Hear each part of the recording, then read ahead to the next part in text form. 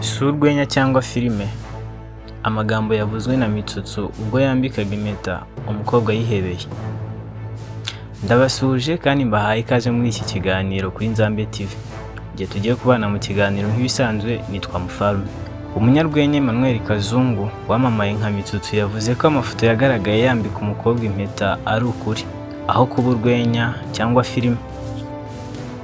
Ku mugoroba wo ku ya 7 Nyakanga 2025 nibwo Mitsutsu yasangije abamukurikirana amafoto y'ibirori byo kwambika impeta uyu mukobwa.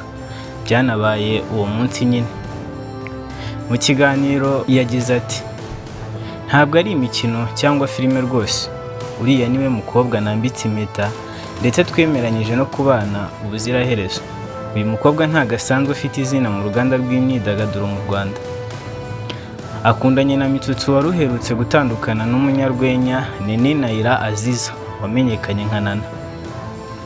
Mitsutsu abajijwe ku rukundo rwe na Nana yagize ati: "Uyu mukobwa nambitse impeta twari tumaze igihe tuziranye.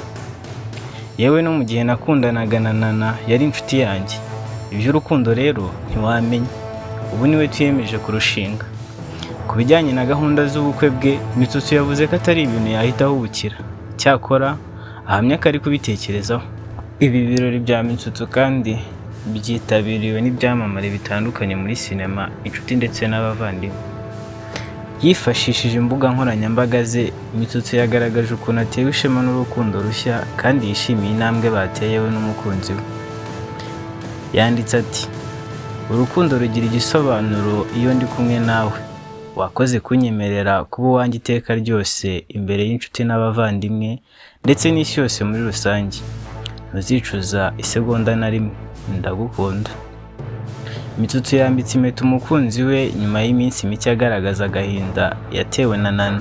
Yavugaga ko bahoze bakundana ndetse rimwe na rimwe akumvikanisha ko akimukunda, yifuza ko basubirana. Mu gihe uyu mukobwa we yavugaga ko yamufataga nk'inshuti bisanzwe kuko bakinanaga muri filime zitandukanye, byatumaga amufata nk'uwo bakorana gusa. Kwambika impeta kwa Mitsutsu asaba umukunzi we ko bazabana nk'umugore n'umugabo byateje impagarara. Bamwe bakavuga ko Mitsutsu yabakundaga ari babiri kubera ko yari amaze iminsi yingingana na ko basubirana mu biganiro bitandukanye yagiye akora mu byumweru 2 bishize. Cyakora abandi bakamushimira kandi bakamwifuriza ishya n'ihirwe mu rukundo rwe. Amakuru avuga ko Mitsutsu n'umukunzi we batari bamaze igihe kinini bakundana. Ibyo bashingira ku biganiro amaze iminsi akora aririra gusubirana n'uwahoze ari umukunzi we. Ndagushimiye wowe wabanye nanjye muri iki kiganiro. Nimba ari ubwa mbere ugeze kuri Nzambe TV, ndagushishikariza gukanda subscribe, like, share na comment kugira ngo tujye dukomeza kubana. Naho ubutaha ibyo twabanye mu kiganiro. Mufarume.